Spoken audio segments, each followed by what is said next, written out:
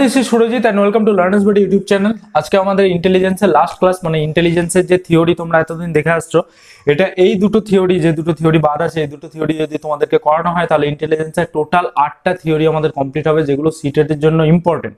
সব থেকে important class কালকে করানো হয়েছে, তোমরা ইউটিউবে ভিডিওতে গিয়ে বা প্লে লিস্টে গিয়ে দেখে চেক করে নিতে পারো। আর দেখো, এই দুটো ইন্টেলিজেন্স মেনলি তোমরা একটু জানবে, যেটুকু দরকার আমি সেটুকু পড়াবো, বেশি বিস্তারিত জানার দরকার নেই সিটেট করার জন্য, সিটেট কোয়ালিফাই করার জন্য অ্যাকচুয়ালি। আর এই দুটো জিনিস, divergent thinking and convergent thinking, তোমরা বারবার দেখে থাকবে। এইগুলো থেকে কোশ্চেন আসে, যারা প্রিভিয়াস ইয়ার সলভ করতে লেগেছো তারা দেখবে যেগুলো থেকে বারবার কোশ্চেন আসে, এবং এর সঙ্গে কিছু কিছু টার্ম বলবো যেগুলো দিয়ে তোমরা কোশ্চেন দেখতেই পাও। মানে এখন হয়তো মনে হতে পারে না এগুলো আমরা তো দেখিনি, বাট এখন যে আমি টার্মগুলো বলবো সেগুলো শুনলে তোমরা দেখবে যে না, সেখান থেকে তোমরা কোশ্চেন দেখেছো। তো এটা খুবই ইম্পর্টেন্ট জিনিস, যেটা বুঝতে হবে, যার মানে পরিধি অনেক বেশি। এটা যদি তুমি এর এরিয়াটা দেখতে যাও, এরিয়াটা অ্যাকচুয়ালি অনেক বেশি। এখান থেকে কোশ্চেন জিজ্ঞেস করার জায়গা তাদের কাছে অনেক, বাট তোমাদের বোঝার জায়গা একটা। জাস্ট নর্মালি বুঝবে, আর কোনো কিছু দরকার নেই। ওইটুকু বোঝার পর প্রিভিয়াস ইয়ারের কোশ্চেন সলভ করো, দেখো তোমরা বুঝতে পারবে কত ইজি লাগছে। আর যদি ইজি লাগে চ্যানেলটাকে সাবস্ক্রাইব করো, বন্ধুদের সঙ্গে শেয়ার করো, কারণ তোমরা যদি ঠিকঠাক সাবস্ক্রাইব করো, যেমন আমি ভিডিও দিচ্ছি তেমন তো আমি কমপ্লিট করবো ওই সিটেটে। বাট সিটেটে কমপ্লিট করার সঙ্গে সঙ্গে যদি আমার সাবস্ক্রাইবার গোল আমি কিছু রাখছি না, বাট স্টিল যদি পূরণ হয় ঠিকঠাকভাবে, যেটাই মনের মধ্যে আছে, তাহলে যদি হয় তাহলে বেস্ট সিডিপির কোশ্চেন, তাছাড়াও সিটেটের আগে যতগুলো তোমাদের দরকার বলে ম্যারাথনের ক্লাসও আমি করাবো মোবাইলে, জাস্ট এই শুটিং এর মাধ্যমে। তো দেখো, প্রথম দেখো সেটা হচ্ছে ক্রিস্টাল এন্ড ফ্লুইড ইন্টেলিজেন্স, তারপরে হচ্ছে structure of intelligence. Structure of intelligence মানে এটাকে তোমার বলে 3D ইন্টেলিজেন্স, ঠিক আছে? আমি এটা এখন লিখছি না, এখানে যাই। তারপর তো প্রথম কথা জানতে হবে তোমাদেরকে, ক্রিস্টাল এন্ড ফ্লুইড ইন্টেলিজেন্স কে দিয়েছেন। তো ক্রিস্টাল এন্ড ফ্লুইড ইন্টেলিজেন্স কাকে বলে কি না জানার আগে যিনি দিয়েছেন তার নাম হচ্ছে আর বি ক্যাটেল। আর বি ক্যাটেল দিয়েছেন, মানে রেমন্ড বি ক্যাটেল বা আর বি ক্যাটেল দিয়েছেন crystal and fluid intelligence. Crystal and fluid intelligence কি জাস্ট আমি বলছি, এখানে লেখার অত জায়গা নেই, যেগুলো দরকার লিখে দেবো। তো তোমরা আপাতত ওয়ান লাইনার নোট করে নিও, কেমন? ক্রিস্টাল অ্যান্ড ফ্লুইড ইন্টেলিজেন্স বা 3D ইন্টেলিজেন্স থেকে কোশ্চেন কম পড়ে, বাট জিনিসটা জানো। ক্রিস্টাল অ্যান্ড ফ্লুইড ইন্টেলিজেন্স কি দেখো, ক্রিস্টাল আর ফ্লুইডের মধ্যে তোমরা একটা বুঝতে পারছো, ফ্লুইড মানে কি একটা তরল জিনিসের কথা বলছে, ক্রিস্টাল মানে কি একটা কঠিন জিনিসের বা শক্ত কোনো ঠোস জিনিসের কথা বলছে ক্রিস্টাল। ফ্লুইড একটা তরল জিনিসের। তো ফ্লুইডটা দেখো প্রথমে কি, ফ্লুইড ইন্টেলিজেন্স সবসময় মনে রাখবে যে ফ্লুইড ইন্টেলিজেন্স হচ্ছে তোমরা প্রেজেন্টে কোনো প্রবলেম সলভের জন্য বা কোনো ডিসিশন মেকিং করার জন্য, মানে ডিসিশন নেওয়ার জন্য, ডিসিশন তৈরি করার জন্য তোমরা যে ইন্টেলিজেন্স কাজে লাগাচ্ছ সেটা হচ্ছে ফ্লুইড ইন্টেলিজেন্স বা তরল ইন্টেলিজেন্স। এটা চেঞ্জ হয় না। কিছু জিনিস আমি বলে রাখি, ফ্লুইড ইন্টেলিজেন্স যেমন, এটা চেঞ্জ কিন্তু হয় না, ঠিক আছে? মানে তুমি মনে করলে এই জিনিসটাকে চেঞ্জ করতে পারবে না। কারণ কি, বারবার বলছি, হেরিডিটির সঙ্গে যুক্ত। ফ্লুইড ইন্টেলিজেন্স কার সঙ্গে যুক্ত? হেরিডিটির সঙ্গে যুক্ত। কোনো জিনিস, কোনো নিউ টাস্ক তোমরা ঠিক কত তাড়াতাড়ি জিনিসটা শিখতে পারবে, নিউ টাস্ক কত তাড়াতাড়ি শিখতে পারবে, সেটা ডিপেন্ড করছে ফ্লুইড ইন্টেলিজেন্সের উপর। ফ্লুইড ইন্টেলিজেন্স কি, প্রেজেন্ট টাইমে কোনো ডিসিশন তৈরি করার জন্য বা ডিসিশন নেওয়ার জন্য আমরা যে ইন্টেলিজেন্স কাজে লাগাই সেটা হচ্ছে ফ্লুইড ইন্টেলিজেন্স। আর একটা পয়েন্ট কি, সেটা হচ্ছে ফ্লুইড ইন্টেলিজেন্স তোমার মোটামুটি 20 বছরের পর থেকে আস্তে আস্তে ডিক্রিজ হতে থাকে। মানে তোমার দেখো, আমি এখানে যেমন বললাম চেঞ্জ হয় না, কিন্তু আবার বলছি 20 বছরের পর ডিক্রিজ হতে থাকে। মানে কি, চেঞ্জটা হচ্ছে তুমি নিজে, ইউ লিখলাম, ঠিক আছে? তুমি নিজে কিন্তু চেঞ্জ করতে পারো না, বাট হেরিডিটির সঙ্গে যুক্ত, এবং কি এটা 20 বছরের পর আস্তে আস্তে কমতে থাকে। এবং আরেকটা জিনিস মনে রাখো, ফ্লুইড ইন্টেলিজেন্সের সঙ্গে কিন্তু ক্রিয়েটিভিটি যুক্ত আছে, ঠিক আছে? ক্রিয়েটিভিটি যেটা বললাম যে সৃজনাত্মক যে ধর্ম, সেই ক্রিয়েটিভিটি যুক্ত আছে কার সঙ্গে? ফ্লুইড ইন্টেলিজেন্সের সঙ্গে। চলে এসো আবার ক্রিস্টাল ইন্টেলিজেন্সে। ক্রিস্টাল ইন্টেলিজেন্স খুব ইজি। ক্রিস্টাল ইন্টেলিজেন্স কিসের সঙ্গে যুক্ত? পার্থক্য যেহেতু আছে, হেরিডিটির সঙ্গে এটা যুক্ত ছিল, এটা তার মানে হেরিডিটির সঙ্গে যুক্ত কি নয়, হেরিডিটির সঙ্গে যুক্ত নয়। তাহলে ক্রিস্টাল ইন্টেলিজেন্স অ্যাকচুয়ালি কি? অ্যাকচুয়ালি হচ্ছে ক্রিস্টাল ইন্টেলিজেন্স পাস্ট এক্সপিরিয়েন্স থেকে তোমরা যা যা জিনিস আস্তে আস্তে শিখতে এসছো, সেই সব জিনিসগুলো যুক্ত হতে হতে যে ইন্টেলিজেন্স তৈরি হচ্ছে সেটা হচ্ছে ক্রিস্টাল ইন্টেলিজেন্স। পাস্টে তোমরা কোনো ভুল করেছো, সেখান থেকে শিখেছো। পাস্টে তোমরা কোনো ভালো কাজ করেছো, সেখান থেকে শিখেছো। পাস্টে তোমাদের কোনো এক্সপিরিয়েন্স হয়েছিল, সেখান থেকে একটা নতুন অভিজ্ঞতা তোমরা পেয়েছো, যে ওই জায়গায় গেলে এখানে এত টাকায় হয়, এত টাকারই ওখানকার ভাড়া হয়, এত টাকার বেশি দিলে তারা আমাদেরকে ঠকিয়ে নিচ্ছে, ওখানকার জামা কাপড় বা খাবারের দাম এত টাকায় হয়। এই যে এক্সপিরিয়েন্স গুলো পেয়েছো, তোমরা কোনো জিনিস করেছো যে আমি একটা মানুষের সঙ্গে এমনি ব্যবহার করেছিলাম, আমাকে চড় খেতে হয়েছিল, মানে কোনো ভুল করেছো, তো সেই ব্যবহার ভুল বা নানা রকম যে পাস্ট এক্সপিরিয়েন্স, সেইগুলো এক্সপিরিয়েন্স, বারবার কথাটা মাথায় রেখো, এক্সপিরিয়েন্স আস্তে আস্তে যোগ হয়ে হয়ে যে ইন্টেলিজেন্স তৈরি হয়, মানে কি পাস্ট এক্সপিরিয়েন্স গুলো একসঙ্গে একসঙ্গে যুক্ত হচ্ছে, মানে কি হচ্ছে, ঠোস হচ্ছে জিনিসটা, ইন্টেলিজেন্সটা মজবুত হচ্ছে, মজবুত ঠোস ক্রিস্টাল, যেটা আমি বললাম, তার মানে সেই ইন্টেলিজেন্সটা কি, সেটা হচ্ছে ক্রিস্টাল ইন্টেলিজেন্স। ক্রিস্টাল ইন্টেলিজেন্স কি তাহলে চেঞ্জ করা সম্ভব? অবভিয়াসলি চেঞ্জ করা সম্ভব। দেখো একটা জিনিস এখানে 20 বছর পর্যন্ত গেন হয়, তারপর আস্তে আস্তে কম হতে থাকে, বাট ক্রিস্টাল ইন্টেলিজেন্স না যতদিন আছো, মানে 70 ইয়ার্স পর্যন্ত বলা থাকে অ্যাকচুয়ালি, তো ততদূর অব্দি তোমার গেন হতে হতে, মানে কি এক্সপিরিয়েন্স তুমি যত গেন করতে করতে যাবে, তুমি লাইফে যতদিন বেঁচে থাকবে তত তুমি নতুন নতুন, ভালো হোক খারাপ হোক, এক্সপিরিয়েন্সের সঙ্গে পেরোতে পেরোতে যাবে। এবার তাদের থেকে তুমি যা গেন করবে সেটাই ক্রিস্টাল ইন্টেলিজেন্স, এবার সেই গেনিং এর উপর তুমি তোমার কাজটা করবে। এক্সপিরিয়েন্স ব্যক্তি যে চায় না কাজে, এটা যে এক্সপিরিয়েন্স ব্যক্তির অভাব, মানে এক্সপিরিয়েন্স ব্যক্তি লাগে যে 2 বছরের ফিল্ডে কাজ করা থাকলে তবে নেবো, মানে সেটা কার উপর জোর দেওয়া হয়, সেটা ক্রিস্টাল ইন্টেলিজেন্সের উপর জোর দেওয়া হয়। মানে এক কথায় যদি তোমরা বলো, তাহলে ফ্লুইড ইন্টেলিজেন্স হচ্ছে হেরিডিটি থেকে, ক্রিস্টাল ইন্টেলিজেন্স হেরিডিটি থেকে নয়। এটা অ্যাকচুয়ালি কি করা হয় বলতো, এটা অ্যাকচুয়ালি গেইন করা হয়, এটা অ্যাকচুয়ালি কি করা হয়, গেইন করা হয়, তাই তো, গেইন করা হচ্ছে ক্রিস্টাল ইন্টেলিজেন্স। এটা হচ্ছে ক্রিস্টাল ইন্টেলিজেন্স অ্যান্ড ফ্লুইড ইন্টেলিজেন্সের মধ্যে পার্থক্য, বা জিনিসটা সম্বন্ধে যা আইডিয়া তোমরা পেলে সেটা হচ্ছে ক্রিস্টাল অ্যান্ড ফ্লুইড ইন্টেলিজেন্স। এবারে স্ট্রাকচার অফ ইন্টেলিজেন্স, যাকে আমি কি বললাম বলে, যাকে বলা হয় 3D ইন্টেলিজেন্স। 3D কেন? 3D মানে 3 ডাইমেনশনাল। আসবো, তার আগে কে দিয়েছেন ইন্টেলিজেন্স সেটা দেখো। ইন্টেলিজেন্সটা দিয়েছেন J P. Guilford. J P. Guilford, J P Guilford মানে জয় পল গিলফোর্ড, বা জেপি গিলফোর্ড হিসেবে মনে রাখো। জেফি গিলফোর্ড দিয়েছিলেন 3D ইন্টেলিজেন্স, 3D ডাইমেনশনাল বলছি, অ্যাকচুয়ালি 3Dর ফুল ফর্মই হচ্ছে 3 ডাইমেনশনাল। এটা সরি, এটা হচ্ছে স্ট্রাকচার অফ ইন্টেলিজেন্স। 3D কি কি, মানে তিনটে থাকবে, এটা তোমরা বুঝতে পারছো, 3 ডাইমেনশনাল। তিনটে কি কি মনে রাখবে তোমরা, পিসিও থেকে, ঠিক আছে, পিসিও থেকে মনে রাখো, ছিল না টেলিফোনে পিসিও, পিসিও থেকে মনে রাখো। পি থেকে কি, পি থেকে হচ্ছে প্রোডাক্ট, সি থেকে কি, সি থেকে হচ্ছে কন্টেন্ট, ও থেকে কি অপারেশনস। পিসিও 3 ডাইমেনশন কি কি, পি থেকে প্রোডাক্ট, সি থেকে কন্টেন্ট, ও থেকে অপারেশনস। জিনিসগুলো কি বোঝার দরকার নেই, সি টেটে এর উপর এইভাবে কোশ্চেন পড়ে না। 3D অনেক সময় জিজ্ঞেস করতে পারে খুব জোর নাম, তার বেশি কিছু না, এর ভিতরে কোশ্চেন তোমাদের ঢোকে না, কোনো ভয় পাওয়ার দরকার নেই, সি টেটে অত পড়ে না। এখন পিএইচডি করার দরকার নেই সি টেট কোয়ালিফাই করার জন্য। প্রোডাক্ট, কন্টেন্ট অ্যান্ড অপারেশন, তিনটে মনে রাখলে বাস, এইটুকুই এনাফ। আর একটা জিনিস মনে রেখো, প্রেজেন্টে এই যে স্ট্রাকচার অফ ইন্টেলিজেন্সের কথা বলছে, এখানে নানা রকম মাল্টিপল ইন্টেলিজেন্সের কথা বলেছে, তো কত ধরনের বুদ্ধির কথা বলেছে এটা যেন মনে রেখো।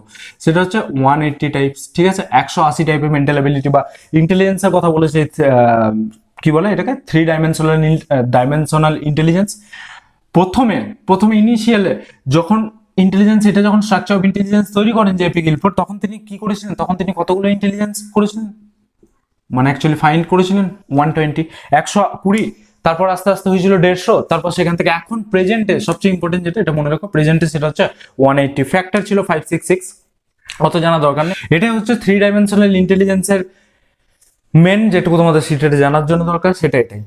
এবার চলেছে ডাইভারজেন্ট অ্যান্ড কনভার্জেন্ট থিঙ্কিং, যেটা সব থেকে ইম্পর্টেন্ট। ডাইভারজেন্ট অ্যান্ড কনভার্জেন্ট, উদাহরণ দিয়ে বোঝাচ্ছি, ভুলবে না কোনোদিনও। কিছু কথা আমি বলে রাখি, divergent thinking and convergent thinking এর কথা বলেছিলেন কিন্তু ইনি জে.পি. গিলফোর্ড বা জয় পল গিলফোর্ড, ঠিক আছে। এবার ডাইভারজেন্ট থিঙ্কিং এ এসো, কনভার্জেন্ট এসো। একটা কথা তোমাদেরকে আমি প্রথমেই পরিচয় করে দিই, ওপেন এন্ডেড কোশ্চেন দিয়ে কোশ্চেন দেখেছো নিশ্চয়ই সিটেটে প্রিভিয়াস ইয়ারে, ওটা এখান থেকে। ক্লোজ এন্ডেড সেটা হচ্ছে তোমার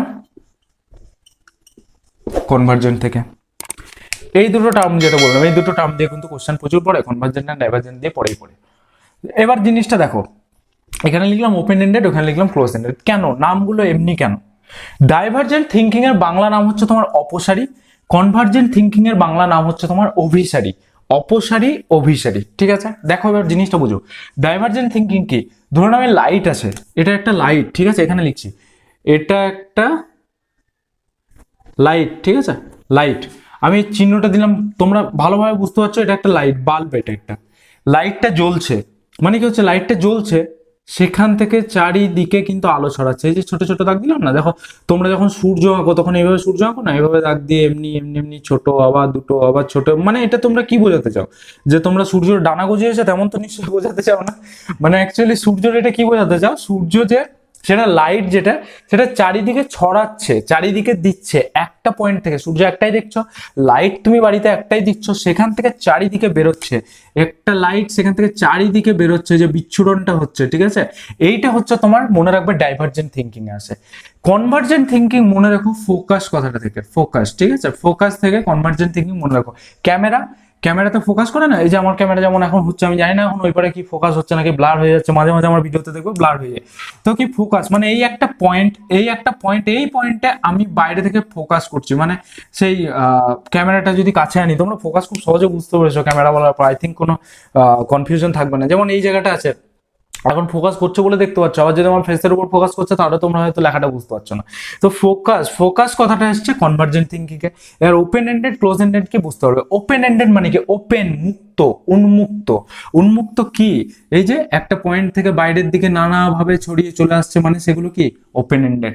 ক্লোজ এন্ডেড কি, চারিদিকে বাইরে থেকে সব জিনিস এসে এক জায়গায়, ক্যামেরার চারিদিকে যত ছবি দেখছে তার মধ্যে থেকে পোর্ট্রেট মোড যেটা তোলো, মানে শুধুমাত্র হিউম্যান ফেস বা তোমার হিউম্যান ফিগার বা তোমার ফুল পাখি যাই হোক, সে পিছনে ব্লার হয়ে যায়, যেটা ডিএসএলআর মোড বলে। পোর্ট্রেট মোড মানে চারিদিক থেকে তোমাকে শুধুমাত্র ফোকাসে রাখছে, চারিদিকে সবকিছু বাদ দিয়ে সমস্ত ফোকাস তোমার উপর ক্যামেরার, সেটা হচ্ছে কনভার্জেন্ট থিঙ্কিং বা ক্লোজ এন্ডেড, বন্ধ করে দিচ্ছে। এটা কি ওপেন এন্ডেড, উন্মুক্ত করছে। এবার কয়েকটা জিনিস দেখো এই লাইনগুলো থেকে কত সুন্দর তোমরা বুঝতে পারবে। এবার কি বললাম, চারিদিকে ছড়িয়ে যাচ্ছে একটা জায়গা থেকে, মানে তুমি কোনো জিনিস নিয়ে যদি তুমি ভাবতে থাকো, থিঙ্কিং ভাবার কথাই বলছে, তুমি কোনো জিনিস নিয়ে যদি ভাবতে থাকো তাহলে তোমার কি হবে, সেই জিনিসটা নিয়ে তুমি ভাবছো, তার মানে তোমার কি হচ্ছে, ব্রেন স্ট্রমিং হচ্ছে। ব্রেন স্ট্রমিং কার পার্ট, ব্রেন স্ট্রমিং হচ্ছে ডাইভার্জেন্ট থিঙ্কিং এর পার্ট, ঠিক আছে। ব্রেন স্ট্রমিং হচ্ছে, তুমি কোনো জিনিস নিয়ে ভাবছো, একটা সিঙ্গেল জিনিস, সেটা নিয়ে তোমার নানা রকম চিন্তা আসছে, জিনিসটা একটা সিঙ্গেল ম্যাথ, সেটা নিয়ে তোমার চিন্তা আসছে, তুমি জিনিসটা কত রকম ভাবে সলিউশন বের করতে পারো। তার মানে কি, তুমি তখন অনেক দিকে ভাবছো, চারিদিকে ভাবছো, তার মানে সলিউশন কতগুলো, মাল্টিপল সলিউশনস। এর সলিউশনস অনেক বেরিয়ে আসতে পারে। আমি যদি শুধু ভাবি তোমাদেরকে পড়ানোটা বইয়ের মতো, আমি এখানে পয়েন্ট লিখিয়ে বা পিডিএফ এ ফোনের সামনে স্ক্রিন লাগিয়ে দাগ দিয়ে দিয়ে পড়িয়ে দেবো, সেটা আমার একটা থিঙ্কিং। আমি সেই জিনিসটা নিয়ে যদি ভাবতে থাকি, এখানে ডিজিটাল বোর্ড লাগালাম, তারপর আবার ওটাকে তুলে দিয়ে বোর্ডে দেখালাম, আমি কিছু ছবি দেখালাম যাতে তোমরা আরো সহজে জিনিসটা বুঝতে পারলে, মানে আমি মাল্টিপল থিঙ্কিং করছি। মাল্টিপল থিঙ্কিং করছি কিসের জন্য, তোমাদের পড়াটা যেতে ভালো হয়, মানে মাল্টিপল থিঙ্কিং করছি, এই যে পুরো থিঙ্কিংটা, তার জন্য আমি সলিউশন কতগুলো পাচ্ছি, মাল্টিপল সলিউশন পাবো। আমি 10 রকম ভাবলে 2 রকম 3 রকম সলিউশন তো পাবোই, তার মানে সেটা হচ্ছে মাল্টিপল সলিউশন। কোথায় আছে, ডাইভার্জেন্ট থিঙ্কিং বা ওপেন এন্ডেড। ওপেন এন্ডেড আর ক্লোজ এন্ডেড কোশ্চেন একটা উদাহরণ দিই তোমাদেরকে। যদি জিজ্ঞেস করা হয় যে আমাদের রাজ্যের নাম কি, তোমরা কি বলবে, পশ্চিমবঙ্গ। কটা উত্তর দেবে, একটা তো, একটা উত্তর দেবে। ক্লোজ এন্ডেড, তুমি একটা কথা বললে একটা উত্তরে মন খুশ টিচারের, আর কি সবকিছু সে যে জানতে চেয়েছিল সেটা আরামসে জানতে পেরে গেল। তো ওই একটা অ্যান্সার, তোমাকে বেশি ভাবতে হলো না, তুমি না ভেবে একটা অ্যান্সারে পূরণ করে দিলে। ওটা যাকে জিজ্ঞেস করবে সে একটা অ্যান্সারে বলবে, 10টা না হয় রাজ্য বলবে না, তোমার রাজ্যের নাম কি, তুমি সেই পশ্চিমবঙ্গে বলবে, একটা রাজ্যের কথা বলছো, মানে সেটা তখন আসছে ক্লোজ এন্ডেড। মানে ক্লোজ এন্ডেডে তুমি সবকিছু দিয়ে একটা জিনিসে ফোকাস করছো, মানে তোমার সলিউশন কি, সলিউশন পাবে তুমি সিঙ্গেল সলিউশন পাবে, একটাই সলিউশন পাবে, একটা অ্যান্সার দিচ্ছ। এবার আমি যদি তোমাকে বলি পশ্চিমবঙ্গের মধ্যে অনেক জেলা আছে, তার মধ্যে কিছু জেলার নাম করো, তুমি কি করবে, তুমি ব্রেন স্টর্মিং চলতে থাকবে, তুমি নানা রকম থিঙ্কিং করতে থাকবে, নানা রকম জেলার নাম বলতে থাকবে, পাস্ট এক্সপিরিয়েন্সে কিছু জানবে, তুমি পড়ে কিছু জানবে, সবকিছু নিয়ে তোমার মধ্যে যে নানা রকম জেলার নাম। তোমাদেরকে যদি বলি কিছু গ্রামের নাম বলো, তোমরা নানা রকম গ্রাম যা আগে পড়েছো তুমি ভাবতে থাকবে, আমি ওই গ্রামটার নাম শুনেছি, এই গ্রামটার নাম শুনেছি, আমি ওই গ্রামে গিয়েছি, ওই গ্রামের ছবি আমি দেখেছি, নানা রকম চারিদিক থেকে ভেবে তুমি অনেকগুলো উত্তর দেবে। সেটা কিসে আসছে, ওপেন এন্ডেড, মানে ওপেন, একদম উন্মুক্ত, মানে হচ্ছে ডাইভার্জেন্ট থিঙ্কিং, মানে তুমি অনেক রকম ভাবে ভাবতে পারছো, তার মানে তোমার কাছে মাল্টিপল সলিউশন আছে। বাট ক্লোজ এন্ডেড মানে এক জায়গায় তুমি ফোকাস করছো, তুমি তোমার ইন্টেলিজেন্সকে কাজে লাগা, মাথায় রেখো, তুমি তোমার ইন্টেলিজেন্সকে কাজে লাগাচ্ছ। কি কাজে লাগাচ্ছ, ইন্টেলিজেন্সকে কাজে লাগাচ্ছ, তোমার বুদ্ধি, তুমি যেটা জানো। তুমি কি জানো, আমার এখানে এতগুলো জেলা আছে, আমি এত জেলা, আমার নাম মুখস্থ, আমি ঝরঝরে বলে দেবো এতগুলো জেলার নাম, বাস হয়ে গেল। বাট তোমার এখানে কি, এইখানে হচ্ছে তোমার রাজ্যের নাম কি, এটা রাজধানীর নাম কি, এটা কান্ট্রির নাম কি, ইন্ডিয়া, বাস এক একটা কথা দেবে, এক একটা উত্তর কমপ্লিট। ওই উত্তর ওই ইন্টেলিজেন্সের উপর কাজ করবে মেনলি ইন্টেলিজেন্স। মানে এখানে আর একটা কথা মনে রেখো, ফোকাসের সঙ্গে সঙ্গে ফ্যাক্টের উপর, তথ্যের উপর কাজ করবে। কিসের উপর, তথ্যের উপর কাজ করবে। তথ্য, আমাদের দেশের নাম কি ইন্ডিয়া, আমাদের রাজ্যের নাম কি পশ্চিমবঙ্গ, এইগুলো ফ্যাক্ট, একটা ফ্যাক্ট, এটা কোনোদিন চেঞ্জ হবে না, এটা কোনোদিন চেঞ্জ হবে না, কিন্তু তোমার এখানে কিন্তু চেঞ্জ হতে পারে নানা রকম মতবাদ। না ওই গ্রামটা আমি ওখানে শুনেছিলাম না, ওটা ওই রাজ্যের গ্রাম না, ঠিক আছে আমি এটা চেঞ্জ করি। উত্তর তুমি এখানে চেঞ্জ হবে। চেঞ্জ কেন হবে? কারণ এখানে তোমার ক্রিয়েটিভিটিকে জায়গা দিয়েছো।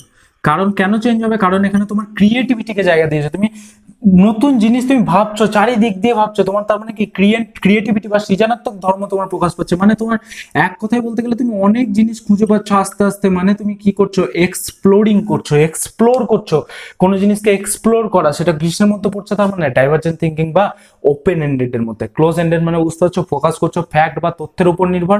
আমরা যেটা পড়ি, যেগুলো জানছি, সেগুলো সমস্ত কিছু কি পড়লাম, মুখস্থ করলাম, আমাদের কাছে এই তথ্য আছে, জিজ্ঞেস করো, আমি এক কথায় উত্তর দিয়ে দেবো। কোনো আমার কত ভাবার, আমাকে ইমাজিন করা, ক্রিয়েটিভিটি করা, চারিদিকে ছড়িয়ে ভাবার অত কিছু দরকার নেই। আমার ফোকাস ওই পয়েন্টটা আছে, তুমি জিজ্ঞেস করো, আমি বলে দিচ্ছি। এটা হচ্ছে তোমার কনভার্জেন্ট থিঙ্কিং বা ক্লোজ এন্ডেড বা সিঙ্গেল সলিউশন যেটা পাবে, মানে তোমার ফোকাস এক জায়গায় বলে সিঙ্গেল সলিউশন ফ্যাক্ট বা ইন্টেলিজেন্সের উপর ডিপেন্ড করছে, এটা হচ্ছে কনভার্জেন্ট থিঙ্কিং। আর একটা কথা দেখো, এই যে ডাইভার্জেন্ট থিঙ্কিং, এটা মেনলি সাবজেক্টিভিটিকে প্রাধান্য দেয়। সাবজেক্টিভিটি মানে কি? সাবজেক্টিভিটি মানে কি? মানে হচ্ছে তোমার নিজের আর কি ভিউ, তোমার নিজের ভিউ কি জিনিসটা নিয়ে, নিজের ভিউ তুমি যখনই দিতে যাবে না কোনো জিনিস নিয়ে, তুমি যখনই নিজের ভিউ দিতে যাবে, তখন তুমি নানা রকম চিন্তা করতে থাকবে, নানা রকম ভাবতে থাকবে। মানে তুমি কি করছো? তোমার ইমাজিনেটিভ পাওয়ারকে বা ক্রিয়েটিভিটিকে তুমি প্রাধান্য দিচ্ছ, তোমার ব্রেন স্টর্ম করছো, তুমি একটা জিনিস দেখে চারিদিকে ছড়াচ্ছ। মানে সেটা তোমাদেরকে যদি কোশ্চেন জিজ্ঞেস করে কোন টাইপের, তাহলে হবে সেটা ওপেন এন্ডেড বা সেটা হবে ডাইভার্জেন্ট থিঙ্কিং।